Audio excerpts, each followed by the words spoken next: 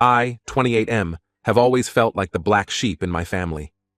Growing up in a bustling suburban neighborhood, our house was always filled with the sound of my parents praising my younger brother Owen, 25M, while criticizing me. This pattern started when I was very young and only intensified as we grew older. I remember my 5th birthday party vividly. My parents had organized a small gathering with a few of my friends from kindergarten. As I was opening my presents, Owen, who was only 2 at the time, toddled over and grabbed one of my new toys. Instead of gently redirecting him, my mom cooed over how adorable he was and let him keep it. When I protested, my dad scolded me for not sharing and being a good big brother. That set the tone for our childhood. Throughout elementary school, I worked hard to earn my parents' approval. I joined the math club, played soccer, and consistently brought home excellent grades. But no matter what I achieved, it was never enough. If I scored 95% on a test, they'd ask why it wasn't 100%. If I won 2nd place in a science fair, they'd wonder aloud why I couldn't have gotten 1st. Meanwhile, Owen could do no wrong in their eyes. When he struggled with reading in 2nd grade, my parents hired expensive tutors and praised him endlessly for every small improvement. When he got into trouble for fighting at school, they defended him fiercely, blaming the other kids for provoking him. Our family owns a successful manufacturing business that my grandfather started from scratch 50 years ago. It's been a huge source of pride and wealth for our family. The company, Greenfield Industries, started as a small workshop in my grandfather's garage, where he built custom furniture. Over the years, it expanded into manufacturing a wide range of home and office furnishings, becoming one of the largest employers in our state. My parents both work there, with my dad as the CFO and my mom heading up HR. From a young age, it was assumed that Owen would eventually take over running the company when my grandfather retired. I can still hear my dad's voice at family dinners, raising a glass to Owen, our future CEO, while I sat quietly, feeling invisible. Despite the constant comparisons and criticism, I developed a genuine passion for engineering and product design. I spent countless hours in our garage, tinkering with old appliances and building elaborate Lego structures. My grandfather noticed my interest and would often sit with me, sharing stories about the early days of the company and teaching me about different manufacturing processes. When it came time for college, I chose to study mechanical engineering at a prestigious university across the country. Part of me was excited about the opportunity, but another part felt like I was being pushed out of the family business. My parents seemed relieved to have me out of the way, focusing all their attention on preparing Owen for his destiny as the future leader of Greenfield Industries. College was a transformative experience for me. For the first time, I was judged on my own merits, not in comparison to my brother. I thrived academically and socially, making close friends, and even starting a small robotics club.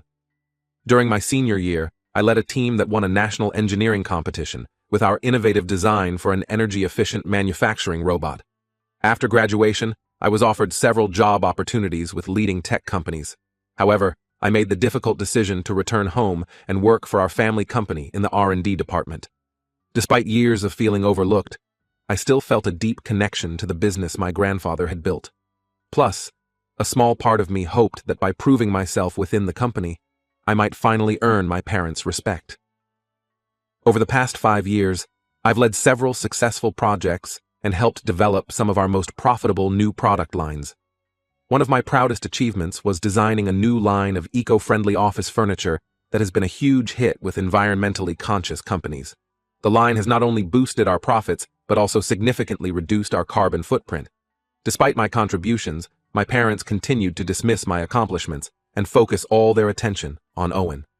After college, Owen joined the company, but has struggled to find his footing. He's bounced between different departments, never really excelling anywhere. But my parents make endless excuses for him and insist he just needs more time to find his niche. I still remember the day Owen crashed the company car after a liquid lunch with clients. Instead of holding him accountable, my parents blamed the other driver and even suggested giving Owen a bonus for building client relationships. It was infuriating to watch, especially considering how they'd react if I made even a minor mistake. Last month, my 80-year-old grandfather called a family meeting to discuss succession planning for the company. We all gathered in the formal living room of his sprawling Victorian home, the same room where he'd first shared his dream of starting a business with my grandmother over 50 years ago. To everyone's shock, he announced that he had decided to name me as his successor to take over as CEO when he retires next year. The room fell silent for a moment before erupting into chaos. My grandfather explained that he had been quietly observing both Owen and me over the years, and he felt I had demonstrated the skills, work ethic, and vision needed to lead the company into the future. My parents immediately exploded with anger. My mom, her face red with fury, started yelling at my grandfather, saying he was making a huge mistake. My dad, always more calculated, tried to argue logically why Owen was the better choice, citing his business degree and natural leadership skills. They insisted that Owen was the right choice and that I would run the company into the ground. My mom was in tears, dramatically wailing about how this would destroy the family. My dad threatened to quit his job if I was put in charge. Throughout all of this, I just sat there in stunned silence. Part of me was thrilled that my grandfather had recognized my hard work and abilities, but another part of me felt sick at how viciously my parents were reacting. Owen also seemed shocked, but didn't say much, just staring at the floor with a mixture of confusion and disappointment on his face. My grandfather, showing the same determination that had built Greenfield Industries from nothing, refused to back down. He said his decision was final and that he had already discussed it with the board of directors, who supported his choice. He told my parents they needed to accept it and start treating me with more respect as the future leader of the company. Since that meeting, things have been incredibly tense. My parents are barely speaking to me. When they do, it's only to make snide comments or try to convince me to turn down the CEO role. They've been love-bombing Owen, constantly praising him and trying to boost his ego. At work, the atmosphere is unbearable. My dad has started bypassing me on important financial decisions, dealing directly with lower-level managers instead. My mom has been spreading rumors among the staff, hinting that big changes are coming once Owen inevitably takes over. It's clear they're trying to undermine my authority before I even officially step into the role. I'm hurt by their behavior, but also angry. I've worked hard to prove myself, and I'm not going to let them bully me out of this opportunity. My grandfather believes in me, and I'm determined not to let him down. I'm not sure how to navigate this family drama moving forward. Part of me wants to just focus on learning the ropes of running the company and ignore my parents' tantrum. But it's hard when we all work together. Any advice on how to handle this situation would be appreciated. Update. It's been about 2 months since my last post, and unfortunately, things have only gotten more complicated with my family. Shortly after the succession announcement, I proposed to my girlfriend Claire, 27F. We've been dating for 3 years, having met at a charity gala for local businesses. Claire works as an environmental lawyer, and we bonded over our shared passion for sustainability in business. She's been my rock through all the family drama, always encouraging me to stand up for myself. I proposed during a weekend hiking trip to the mountains, where we had our first date. I had been planning it for months, even designing the ring myself with the help of a local jeweler.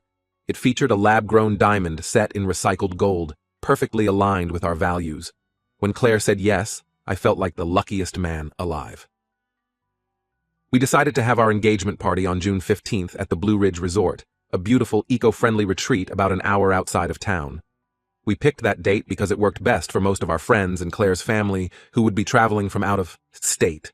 The resort held special meaning for us as we had volunteered there last year, helping to plant trees as part of their reforestation project.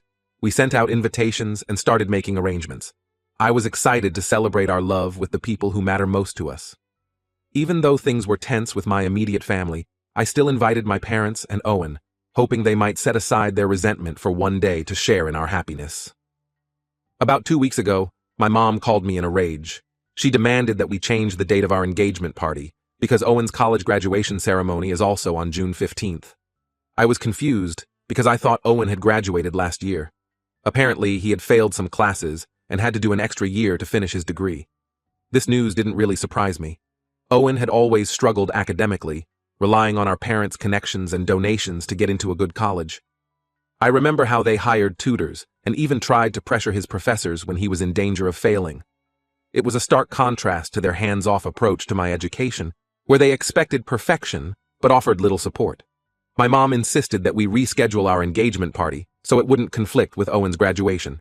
She said it was selfish of us to steal Owen's spotlight on his big day.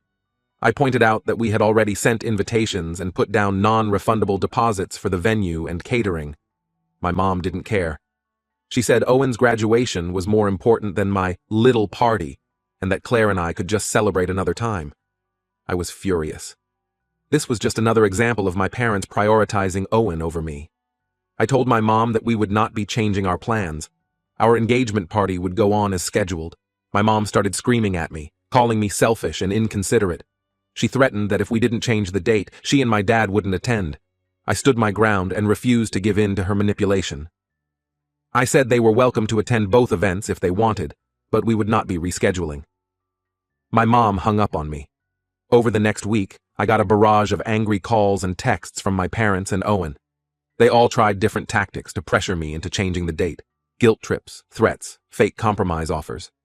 My dad even hinted that my position in the company might be in jeopardy if I didn't comply. I ignored most of it and stayed firm in my decision. What really infuriated them is that most of our extended family and family friends have RSVP'd yes to our engagement party instead of going to Owen's graduation. I guess they'd rather celebrate a happy occasion than sit through a long, boring ceremony. My parents are livid that Owen won't have a big audience for his achievement. My Aunt Linda, my mom's sister, called me to explain why she chose our engagement party. She said she was tired of the way my parents always favored Owen, and that it was about time someone celebrated my happiness. Her words meant more to me than I could express. Claire has been incredibly supportive through all of this. She offered to change the date to keep the peace, but I refused. I'm tired of always having to sacrifice my happiness for Owen. This is our special day, and we deserve to celebrate it how we want. The engagement party is in 2 weeks, and I'm actually looking forward to it now. We've planned a beautiful event that reflects our values, with locally sourced organic catering and decorations made from recycled materials. It will be nice to be surrounded by people who actually care about me and want to celebrate my relationship.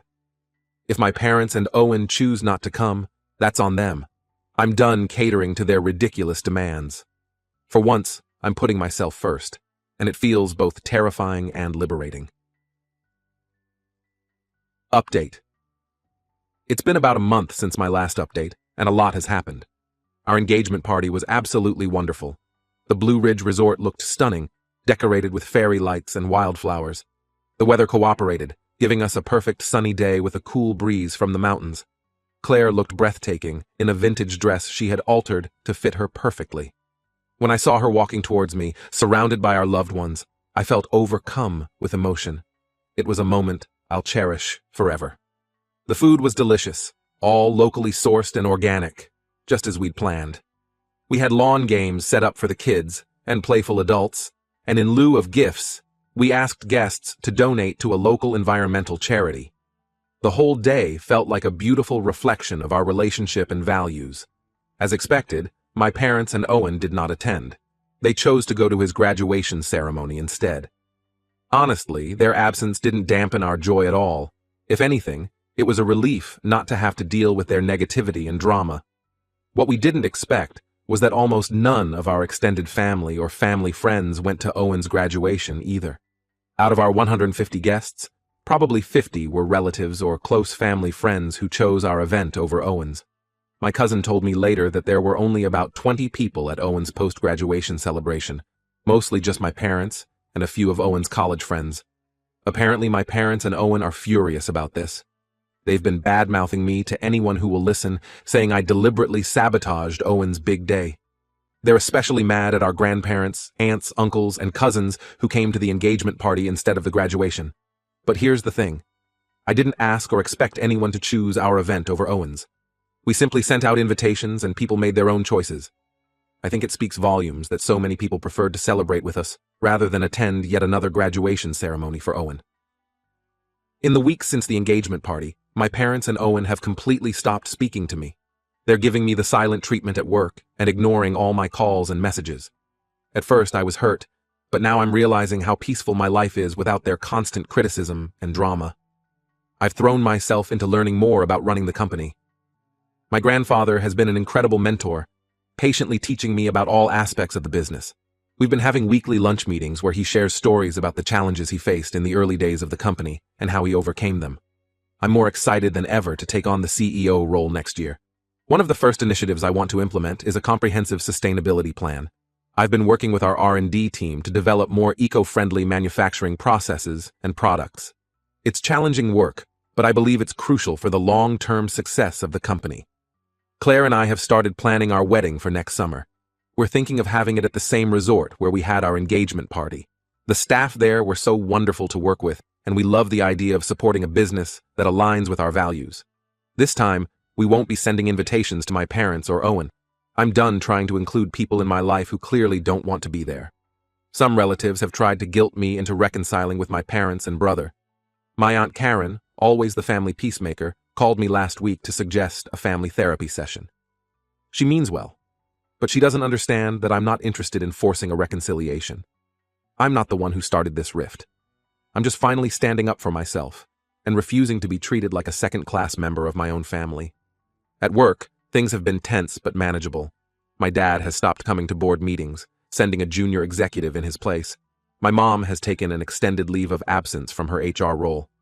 In a way, their absence has made it easier for me to start implementing some of the changes I believe the company needs. I've been working closely with our marketing team to rebrand Greenfield Industries as a leader in sustainable manufacturing. We're also exploring partnerships with eco-friendly startups to diversify our product line. It's exciting work, and I feel like I'm finally able to make a real difference in the company my grandfather built. Claire has been my biggest supporter through all of this. She's been helping me deal with the stress and reminding me to take care of myself. We've started a new Sunday tradition of unplugging completely and spending the day hiking or volunteering at the local animal shelter. It's been great for my mental health and for our relationship. For the first time in my life, I feel truly happy and at peace. I have an amazing fiancé, a challenging career opportunity ahead of me, and a circle of friends and family who genuinely care about me. If my parents and Owen want to wallow in their bitterness, that's their choice. I'm moving forward with my life and focusing on the positive relationships and opportunities I have.